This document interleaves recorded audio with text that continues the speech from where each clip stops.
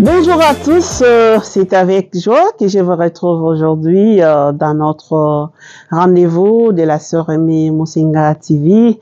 Alors aujourd'hui, nous allons continuer l'histoire de l'Église comme nous avons fait la fois passée. La fois passée, je vous ai dit que dans l'Église catholique, dans l'histoire de l'Église catholique, il y a eu 3 papes africains. 3 papes africains. Nous avons parlé d'abord de Victor Ier, qui fut le premier pape africain qui a occupé la 14e place. Le deuxième pape, c'est Saint Miltiade. Je vous ai dit, certains disent qu'il est né en Afrique du Nord, d'autres disent qu'il a des grands-parents de l'Afrique du Nord, mais il est compté parmi les papes africains. Lui a occupé la 32e place comme pape parmi les 266 jusqu'à François, si on peut le dire. Et le 3e, c'est Saint Gélas Ier. Gélas Ier, quand on parle de Gélas Ier, souvent il y a eu des Gélas tout court, ou les Gélas 2, 3, ainsi de suite. Alors, la fois passée, nous avons vu comment est-ce que donc le pape Victor a fait beaucoup de choses dans l'Église.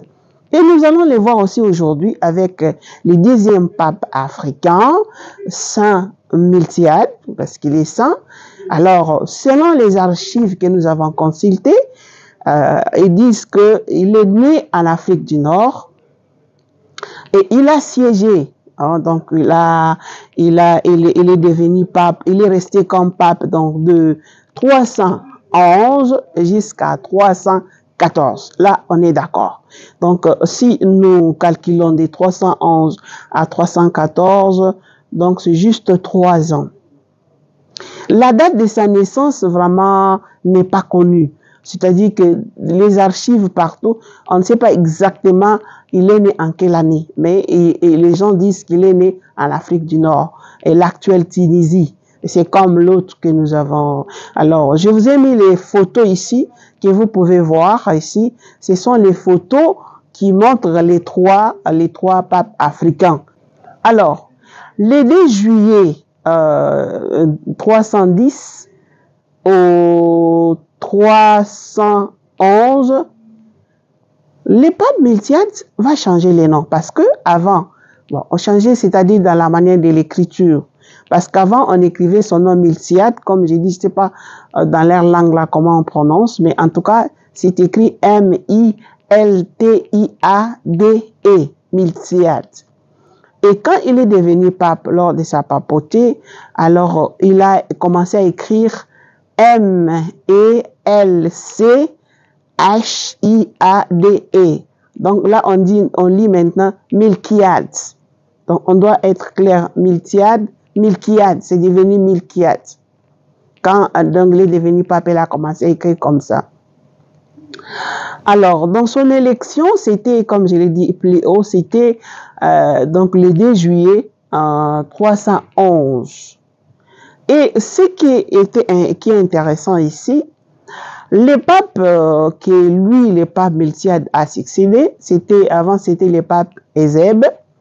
Donc, je suppose que le pape Eusèbe était le 31e pape, alors parce que Miltiade est le 32e. Le pape Eusèbe était en exil en Sicile, c'est là aussi il est mort. Et quand maintenant Miltiade est arrivé, c'est lui qui a ramené maintenant les sièges à Rome. Et il est allé prendre les restes des papes, le pape Eusèbe, c'est là il fut inhumé donc dans la crypte au niveau de Rome. L'héritage aussi qu'on peut retenir du pape Miltiade, c'est qu'il a fait, qu'il a collaboré à l'Église jusqu'à aujourd'hui. Entre autres, c'est aussi pendant sa papauté qu'on a essayé de mettre fin à la persécution et aussi l'empereur Constantin en ce moment donne au christianisme longtemps persécuté son premier statut juridique dans l'Empire romain. Le pape Miltiade a pu obtenir les droits auprès de l'empereur romain aussi de récupérer hein, et aussi c'était aussi par l'intermédiaire du préfet de la ville, de récupérer tous les bâtiments et les biens ecclésiastiques qu'on avait confisqués pendant les règnes toujours du pape Miltiade. Donc, il y a eu maintenant cette messe solennelle-là où les papes ont consacré les hosties, beaucoup d'hosties.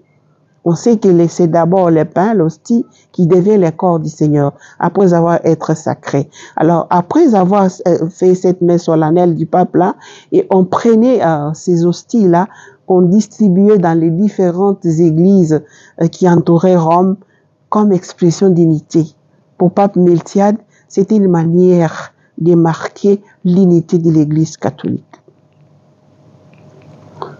Et dès lors, on a commencé à respecter l'Église par rapport à ce que l'Église faisait. Alors, comme il n'avait pas beaucoup de temps, il n'avait que 3 ans et qu'il a fait tout ce qu'il pouvait faire, alors il est mort, le pape Miltiade est mort en 314. Le pape Miltiade est inhumé dans les catacombes de Saint Calixte et il est vénéré comme saint. Il est saint. Parce que je vous ai dit, depuis que j'avais parlé du pape Victor, que les 3, on les avait canonisés successivement.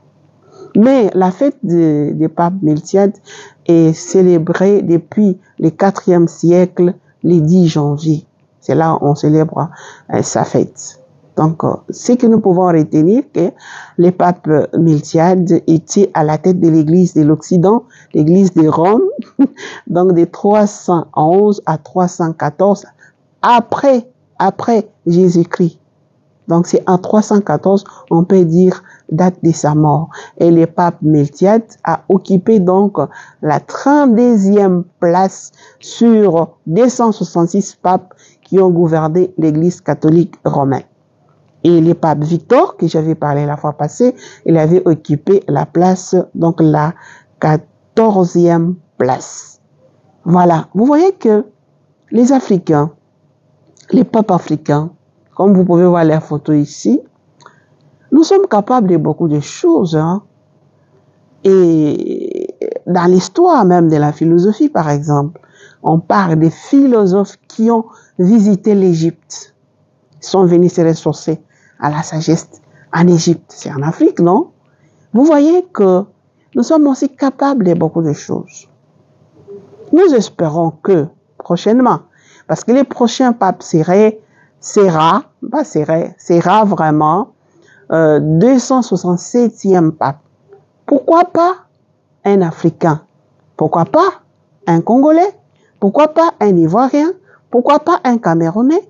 Pourquoi pas un Togolais? Pourquoi pas un, je sais pas, un Congo-Brazza, un Congolais du Congo-Brazza? Pourquoi pas, c'est possible. Parce que nous sommes dans l'église et tout est possible. Donc voilà, j'ai voulu juste que nous continuions notre histoire.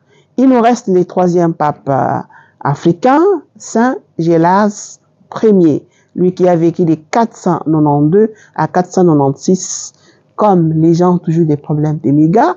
Prochainement, je vais vous parler du 3e pape africain. Comme ça, on va boucler les 3 papes africains avant de répondre à d'autres questions que vous avez sûrement, que vous avez posées. Alors, envoyez la vidéo à d'autres. C'est une façon d'apprendre l'histoire de l'Église, hein, que nous ne connaissons pas beaucoup. Et nous sommes là pour vous faire découvrir certaines choses dans l'Église.